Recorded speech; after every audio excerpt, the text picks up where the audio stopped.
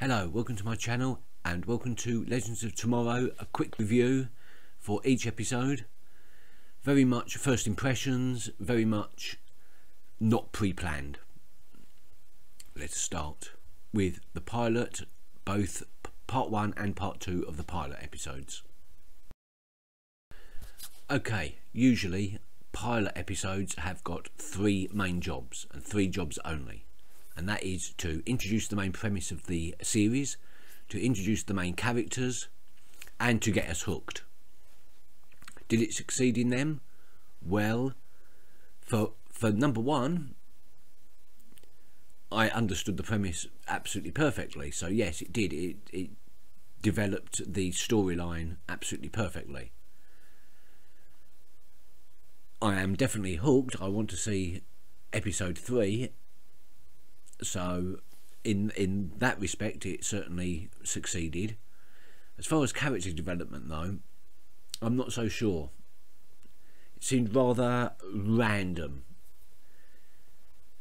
While some of the backstories are quite complicated, I did feel that we could have spent a little bit less time with the action and a little bit more time getting to know some of the characters that were introduced in The Flash and Arrow, which is pretty much all of them, because not everyone has seen The Flash and the Arrow. I personally only watched The Flash, so I was a bit of a loss as to who Sarah Lance was. And the Atom's story, or rather Ray Palmer, is I only know a little bit, and to be quite honest, I don't know that much now after having watched these 2 pilot episodes than I did when I started, if you see what I mean.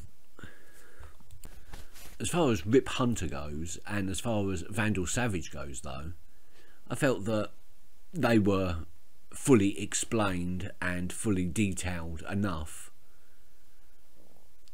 that no backstory was needed, no watching of Flash or Arrow was needed. But that doesn't ring true so much for the Hawkman and Hawkgirl, because when Carter dies at the end of episode 2, I didn't really feel anything.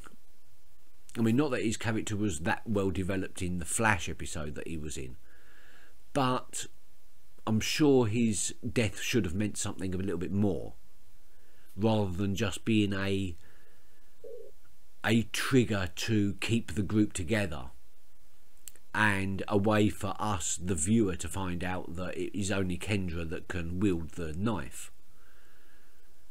And really that's all his death did seem to serve. And unfortunately, the Atom, as awesome as a superhero he undoubtedly is, just came across as a bit of a fool. It was his mistake of leaving part of his tech behind that caused the whole mess in the first place in episode 2. It was he that was unable to disarm the nuclear weapon, which I suppose is not really his fault, but what is his fault is he went along on the mission with Captain Cold and Heatwave to steal the dagger, and it was his bumbling inefficiency that caused them to get captured by Vandal Savage in the first place. I'm sure Snark and his buddy could have done that robbery on their own, could have done that mission on their own. So yeah, Ray Palmer came across as a bit of an idiot. I'm hoping that will be rectified, unless that is his character. I don't know. As I said, I've never watched Arrow, so I don't really know his character. Rip Hunter, I love the character of Rip Hunter, and played by Arthur Darvill as well. What a treat that was. And he's good in the role. I mean, proper good in the role. And well done on the casting director or whatever, who managed to get everybody in their original roles, all the original actors in their roles. I do hate it so much when they start mucking around. Suddenly Hawkgirl is played by somebody else, and you think, no, well, she's going to be, I know. And that's another thing, I'm sure we're going to see Carter again in another life, because isn't that the whole point of it, that they die and reincarnate and die and reincarnate? So maybe Carter's death isn't really that big a thing to make a fuss about. Maybe Carter's death is just one of those cyclic things that is going to happen, maybe a couple of times throughout this series. We don't know. So, like I say, my major gripe with what I've seen so far is that it's built on the assumption that you have seen Arrow and you have seen The Flash, and that you're up to date on both series, because the interface that Rip Hunter's ship has, called Gideon, is exactly the same as the interface that the Reverse Flash has when he comes back from, or when he travels to Earth for the first time from Earth 2. And that was only seen in a very recent episode of Flash. Although there was no mention of the correlation between the two, I'm sure that's going to come up at some point. One thing I can't complain about though is the CGI. I mean, the effects, the fight scenes when they're all together, and you know, you've got Firestorm flying around, you've got Atom bouncing all over the place. Oh my god, it was spectacular. I mean, they must have spent millions, literally millions, on each episode of this, and it is getting to the point where TV is virtually indistinguishable from film. And I think the Marvel and the DC TV universe spin-offs have certainly helped in that degree. The Flash, Arrow, Agents of S.H.I.E.L.D., Agent Carter, they're all massive film production TV programs, to the point where Doctor Who is now virtually movie production. So I'm liking the way this is going, and the cinematography is fantastic. One thing I did find interesting, it was a little throwaway comment, I think. It was at the beginning where Professor Stein is trying to convince Jefferson to come along on the trip, and pretending to give up, Dr. Stein says maybe he'll take me along for my scientific contributions rather than my ability as Firestorm. And yeah, I'd like to see that developed. Because Firestorm is really 3 different people. I mean, you've got Firestorm the entity, the combination of both of them, with its nuclear blasts and ability to fly and awesomeness.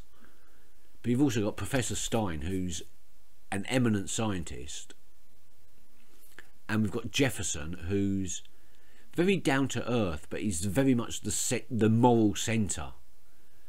I mean, all of these superheroes, I mean, we've got a billionaire, 2 immortals, 2 thieves, 2 murdering thieves, and a professor. So Jefferson is the down-to-earth, the grounded, moral centre of the group. And I'd like to see that part of it developed as well.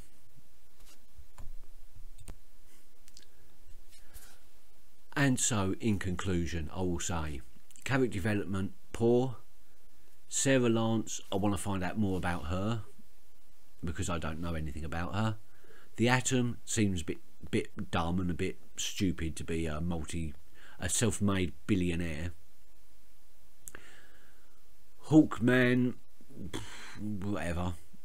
Hawkgirl, yeah, I like her. She's good, but she's still she's still not got full control of her abilities, I don't think.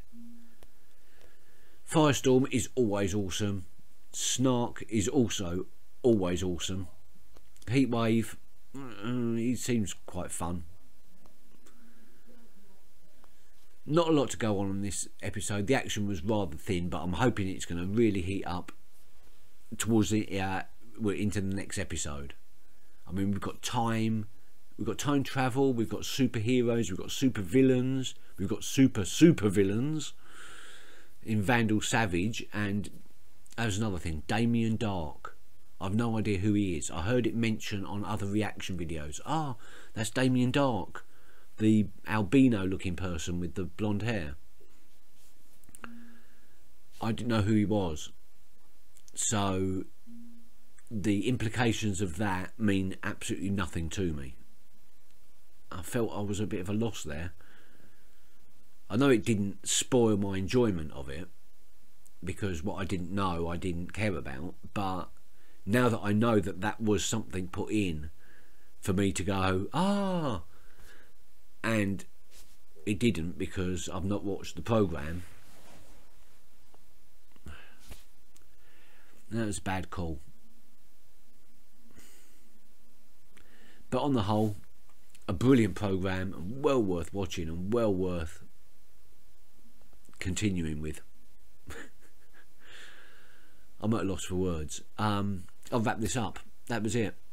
A short review. Hopefully the next one will heat up and I'll have a lot more to talk about. Until then, thanks for watching and goodbye.